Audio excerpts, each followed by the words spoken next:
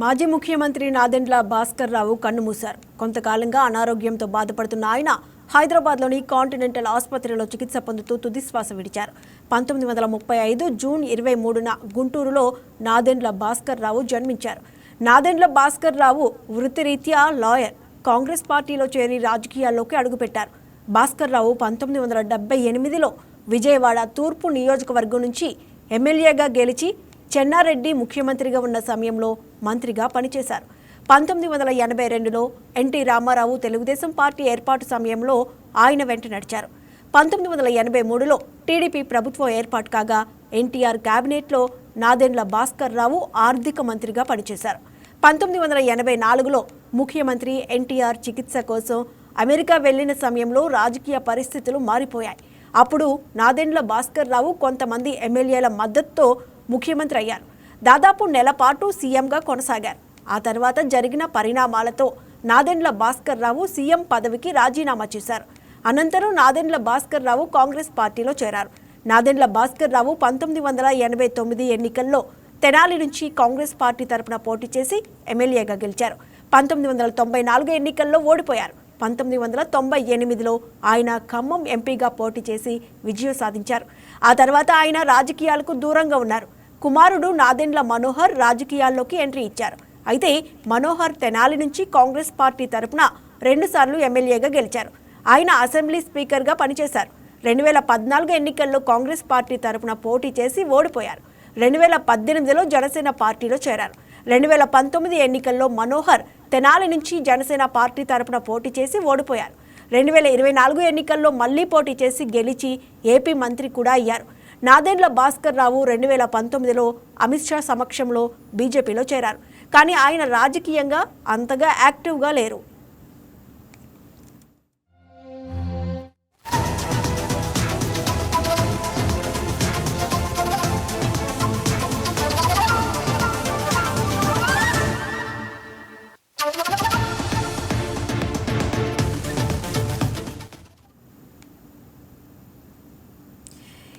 AP ప్రభుత్వం వేసవి సెలవులపై కీలక ప్రకటన చేసింది. రాష్ట్రంలోని పాఠశాలలకు ఈ నెల 24వ తేదీ నుంచి వేసవి సెలవులను పాఠశాల విద్యాశాఖ ప్రకటించింది. జూన్ 12వ తేదీ నుంచి పాఠశాలలు పునఃప్రారంభం అవుతాయని తెలిపింది. అకాడమిక్ క్యాలెండర్ ప్రకారం ఈ సెలవులను ప్రకటించింది. ఇదిలా ఉంటే ఏప్రిల్ 24 నుంచి ఇంటర్ విద్యార్థులకు కూడా వేసవి సెలవులు ఇస్తారు. అయితే జూన్ 1వ తేదీ నుంచే వీరికి కొత్త విద్యా సంవత్సరం తిరిగి ప్రారంభమవుతుంది. జూన్ 1 నుంచి ఇంటర్ ఫస్ట్, సెకండ్ ఇయర్ తరగతులు రాష్ట్ర వ్యాప్తంగా మొదలవుతాయి.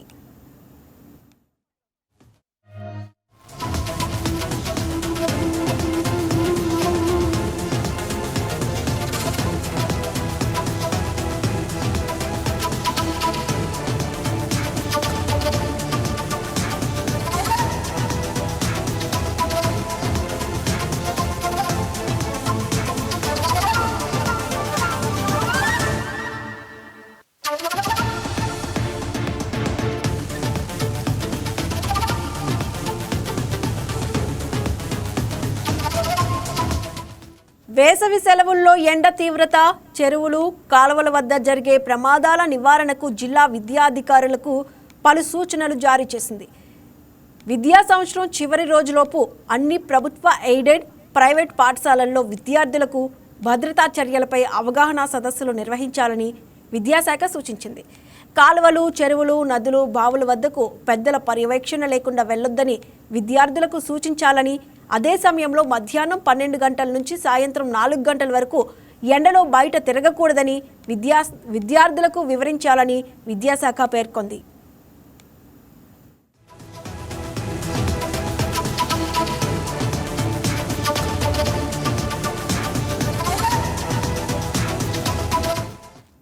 అంతేకాకుండా పాఠశాలలోని నోటీసు బోర్డులపై వేసవిలో విద్యార్థులు తీసుకోవాల్సిన జాగ్రత్తలు, పాటించాల్సిన నియమాలను ప్రదర్శించాలని తల్లిదండ్రులకు సైతం సూచనలు చెప్పి పిల్లలపై నిరంతర పర్యవేక్షణ ఉండేలా చూడాలని పేర్కొంది. రాష్ట్ర విద్యాశాఖ తల్లిదండ్రులకు కూడా కీలక సూచనలు చేసింది. సెలవుల్లో పిల్లలను సముద్రం, నదులు, సరస్సులు, చెరువులు, కుంటల వద్దకు ఒంటరిగా వెళ్లనివ్వొద్దని హెచ్చరించింది. ఈసారి ఎండలు తీవ్రంగా ఉండడంతో బయట ఆడుకునే సమయంలో విద్యార్థులు ఎక్కువగా నీళ్లు తాగేలా చూడాలని సూచించింది. మధ్యాహ్నం వేళల్లో బయటకు వెళ్లకుండా జాగ్రత్త తీసుకోవాలని స్పష్టం చేసింది. సెలవుల్లో విద్యార్థులు ఒంటరితనానికి గురి కాకుండా స్నేహితులు, కుటుంబ సభ్యులతో కలిసి ఆడుకోవడం, కలిసి భోజనం చేసేలా చూడాలని స్పష్టం చేసింది. సెలవుల్లో విద్యార్థులు టీవీలు, సెల్ ఫోన్ల ముందు ఎక్కువ సమయం గడపకుండా తల్లిదండ్రులు వారిని నియంత్రించాలని విద్యాశాఖ అధికారులు సూచించారు.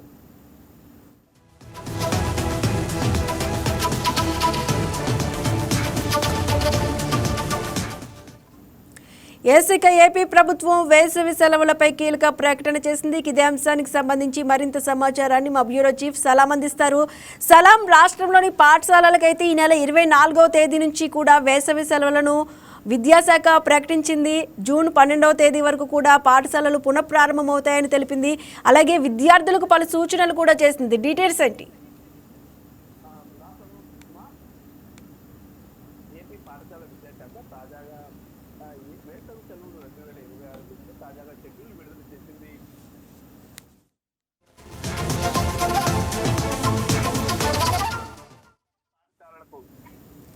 సెలవులు మంజూరు చేస్తూ ప్రభుత్వం కూడా ప్రకటన విడుదల చేసింది. అయితే మళ్ళీ తిరిగి పాఠశాలలు జూన్ 12వ తేదీ నుండి తిరిగి ప్రారంభం కానున్నాయి. అయితే ఈ సందర్భంగా అంటే విద్యార్థుల కోసము ప్రభుత్వం కూడా ఒక ప్రత్యేక సూచనలు జారీ చేసినటువంటి పరిస్థితి. అంటే ప్రస్తుతము అంటే ఎండలు ఎక్కువగా ఉంటున్నటువంటి కారణంగా అంటే విద్యార్థులు ఖచ్చితంగా ఇంటికే పరిమితమై తల్లిదండ్రుల పర్యవేక్షణలో ఉండాలని అదేవిధంగా సూచించడం జరిగింది. దీనికి సంబంధించి ఇప్పటికే ఆయా పాఠశాలల యొక్క నోటీస్ బోర్డుల్లో కూడా విద్యార్థులకు పలు సూచనలు జారీ చేస్తూ ఉపాధ్యాయులు సైతము పలు నోటీస్ బోర్డులో పలు అంశాలను పొందుపరచడం జరిగింది. అదేవిధంగా వర్షాకాలం అంటే ఏదైనా సరే వర్షాలు కురిసిన సమయంలో కూడా స్థానికంగా ఉండేటటువంటి నీటి కుంటల వద్దకు వెళ్లకుండా విద్యార్థులు తమగా జాగ్రత్తలు తీసుకోవాలని చెప్పేసి సూచించడం జరిగింది. అయితే దీని వెనుక ఉన్నటువంటి ప్రధాన కారణం కూడా మనం చూస్తే గత ఏడాది ఎక్కువగా ఎండలు ఉండి విద్యార్థులు కాస్త ఇబ్బందులకు లోనైనటువంటి పరిస్థితి కూడా మనం చెప్పుకోవచ్చు. అదేవిధంగా వర్షాలు పడిన సమయంలో కూడా విద్యార్థులు నీటి కుంటల వద్దకు వెళ్లి మృతి చెందినటువంటి ఘటనలు కూడా జరిగాయి వేసవి సెలవుల సమయంలో.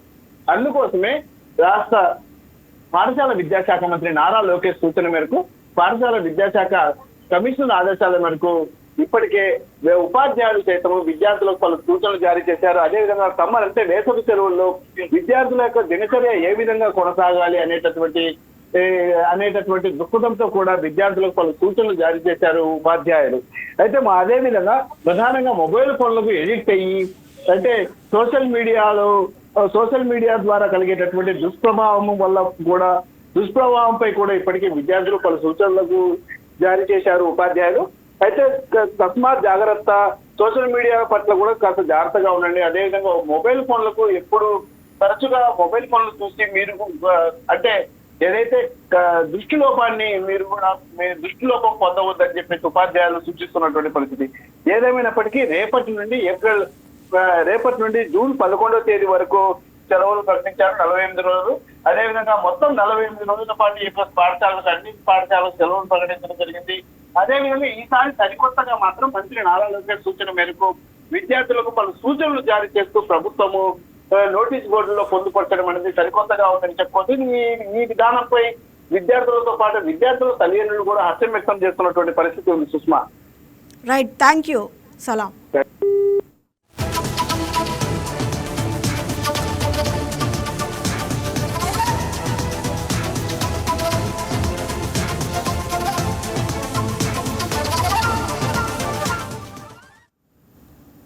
వైసీపీ నేతలు అరాచకంగా వ్యవహరిస్తున్నారని టీడీపీ ఎమ్మెల్యే గోరంట్ల బుచ్చయ్య చౌదరి విమర్శించారు. జగన్ సహా ఆ పార్టీ నేతలంతా హత్య రాజకీయాలు చేస్తున్నారని మండిపడ్డారు. తాను ఓ వర్గాన్ని విమర్శించినట్లు తప్పుడు ప్రచారం చేస్తున్నారని ఆగ్రహం వ్యక్తం చేసిన బుచ్చయ్య చౌదరి కులాలు, మతాల మధ్య వైషమ్యాలు సృష్టించడం సరికాదన్నారు. రాష్ట్రంలో అల్లర్లు సృష్టించడమే జగన్ లక్ష్యంగా మారిందని గోరంట్ల మండిపడ్డారు.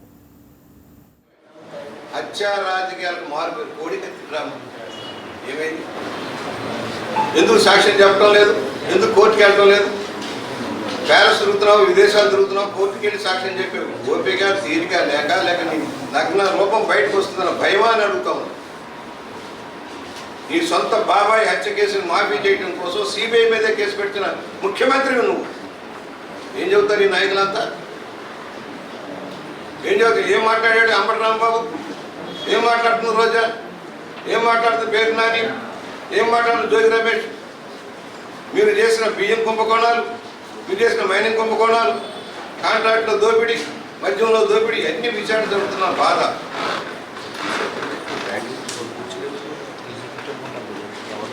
పాపం ఆయన చెప్పాడు మిథున్ రెడ్డి, మేము సూసైడల్ స్క్వాడ్ అని. అంటే ఆల్రెడీ జగన్మోహన్ రెడ్డి గంగలో కలిపాడు, ఇక ఉన్న బ్యాలెన్స్ కూడా గంగలో కలపాలని ఆలోచనలో ఆయన ఉన్నాడు. వైఎస్ఆర్ పట్నం ఉన్న లక్షలాది మంది కార్యకర్తలు బలైపోయారు. ఏ పార్టీకైనా కార్యకర్తలే.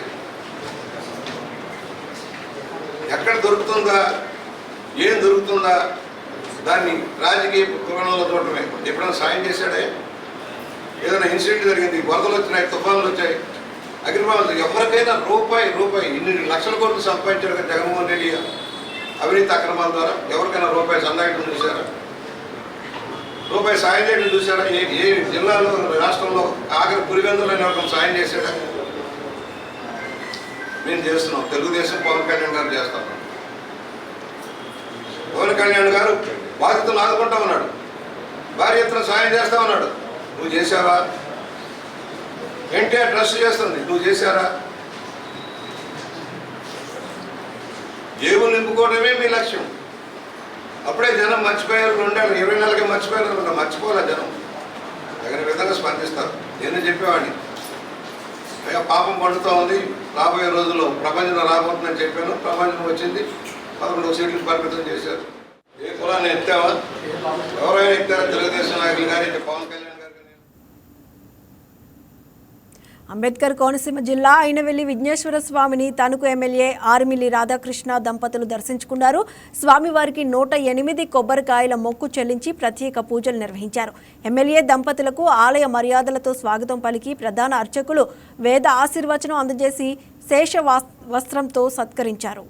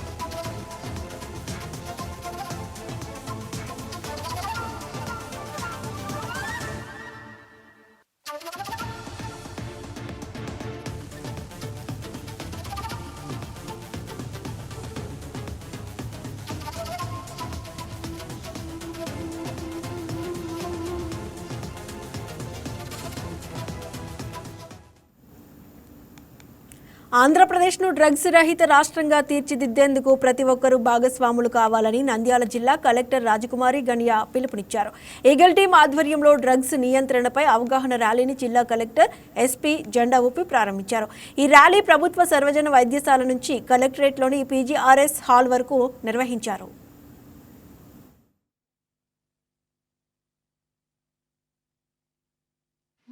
మనంతటా మనం సెల్ఫ్ ఇనిషియేషన్ తీసుకునేటప్పుడు, ఒక మంచి పని చేసినప్పుడు మన ఈ బ్రెయిన్ చాలా సంతోషంగా పెడుతుంది.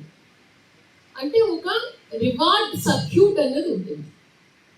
దీనికి కారణమైన హార్మోన్ ఆ న్యూరో ట్రాన్స్మిటర్ చూస్తే డోపమైన్ అన్న హార్మోన్ మనకి రిలీజ్ అయినప్పుడు మనం చాలా ఉత్సాహంగా, చాలా సంతోషంగా ఉంటాం. ఈ కొకైన్, హెరాయిన్, గంజా, టొబాకో, ఇంకా చాలా ఉన్నాయి డ్రగ్స్లో. ఇటువంటివి తీసుకున్నప్పుడు ఏం చేస్తుంది అంటే ఈ రివార్డ్ సర్క్యూట్ని హై చేస్తుంది. యుఫోరియా అంటారు. అంటే మనం చాలా హైగా ఫీల్ అవుతాం, చాలా ఏదో గొప్పగా సాధించినట్టు ఫీల్ అవుతాం. అంటే మనలో ఉండే ఒక సర్క్యూట్ని వేరే వాళ్ళు హోల్డ్ చేసేసారు. ఎవరి కంట్రోల్లోకి వెళ్ళిపోయినా? డ్రగ్స్ కంట్రోల్లోకి వెళ్ళిపోయినాం. మన బ్రెయిన్ మన కంట్రోల్లో లేదు. ఈ రివార్డ్ సిస్టమ్ని అది హోల్డ్ చేసేసింది. హోల్డ్ చేసిన తర్వాత ఏం చేస్తుంది? పదే పదే తీసుకోవాలి, ఈ సంతోషం గురించి పదే పదే నేను డ్రగ్ తీసుకోవాలి, లేదంటే స్మోక్ చేయాలి. So not only for you, but for your friends, for your family, for each and every person that you may know, we all need to be very, very careful that ekkadaina idi drug consumption, drug selling, drug buying, ekkadaina meeku some sort of suspicious activity kanipiste, it is request that you kindly bring it to our notice. So ఇది మనతో సంబంధం లేదు, మనం అట్లా ఆలోచిస్తే it becomes a problem for each and every one. All of us are part of a society. So ఎక్కడైనా ఏమైనా issue, ఎక్కడైనా ఏమైనా క్రైమ్ జరిగితే it becomes a responsibility for each and every person, because whatever crime happens, it will come back and be a problem for each and every person. So presently it may not be a issue for you, but if it is a issue for your friend, if it is a issue for your neighbors, then it can become an issue for you as well. So we should have that sort of thinking that we are part of society, and wherever anything wrong is happening, we should bring it out. We should be very strict and firm. 6 నెలల విరామం తర్వాత కేదార్నాథ్ దేవాలయం మళ్లీ తెరుచుకుంది. కేదార్నాథుడి దర్శనం కోసం భక్తులు భారీగా తరలివచ్చారు. మంచు తెరల మధ్య భక్తుల హరహర మహాదేవ్, జై బాబా, కేదార్ నినాదాలతో హిమాలయ పర్వత శ్రేణులు మారుమ్రోగుతుండగా ఉదయం 8 గంటలకు గుడి తలుపులు తెరుచుకోగా కేదార్నాథుడు భక్తులకు దర్శనమిచ్చాడు. ఈ సందర్భంగా ఆలయాన్ని 51 క్వింటాళ్ల రంగురంగుల పూలతో అలంకరించారు. 12 జ్యోతిర్లింగాల్లో అత్యంత పవిత్రమైన ఉత్తరాఖండ్లోని కేదార్నాథ్ ఆలయ ద్వారాలు తెరుచుకోవడంతో మహాశివుడి దర్శనం కోసం వస్తున్న భక్తులతో మంచు కొండల్లో ఆధ్యాత్మిక శోభ సంతరించుకుంది. కేదార్నాథ్ క్షేత్రానికి క్షేత్ర పాలకుడైన భైరవనాథుడిని దర్శించుకొని కేదార్నాథ్ని దర్శించుకుంటున్నారు. శీతాకాలంలో ఆలయం మూసి ఉన్నప్పుడు ఈ ప్రాంతాన్ని ఆయనే రక్షిస్తారని భక్తుల నమ్మకం.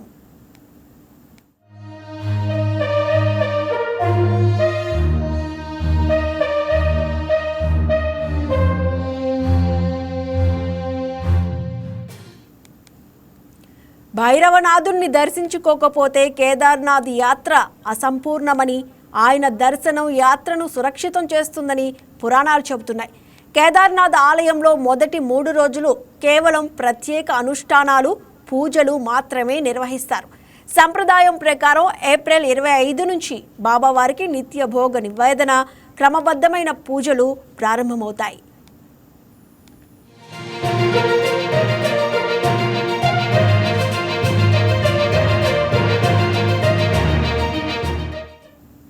చార్ధామ్ యాత్ర కోసం 14.5 లక్షల మందికి పైగా భక్తులు నమోదు చేసుకున్నట్లు అంచనా. కేదార్నాథ్ ఆలయం తెరుచుకోవడంతో చార్ధామ్ యాత్రలో మరో ప్రధాన ఘట్టానికి రంగం సిద్ధమైంది. రేపు ఉదయం 6:15 గంటలకు విష్ణుమూర్తి నివాసమైన బద్రీనాథ్ ఆలయ ద్వారాలు తెరుచుకోనున్నాయి. భూలోకం వైకుంఠంగా పిలిచే బద్రీనాథ్ దర్శనం కోసం కూడా ఇప్పటికే భక్తులు భారీగా తరలి వెళ్తున్నారు.